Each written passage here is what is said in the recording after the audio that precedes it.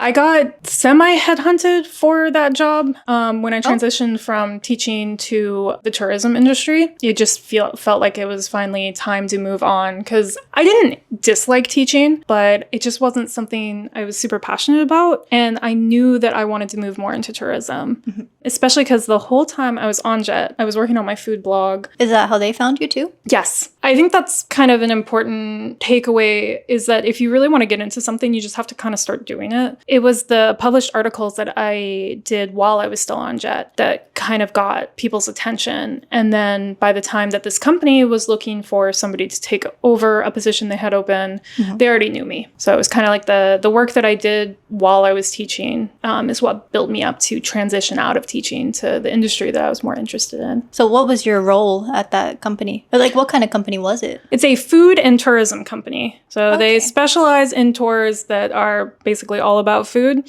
which was great because I did a lot of food blogging and food influencing. And so it was kind of the perfect fit for me. I was really excited. And the position was the content manager, which I feel like doesn't really encapsulate everything that job actually was. Yeah. At the time, the company was quite small. They were still considered a startup. They might still be. And so it was a lot. I was the primary writer, editor, managed all the freelancers, like any content that they published, whether it was online or printed or whatever, went through me. And that was pretty intense. Did you need Japanese at all for that job, or was it all in English?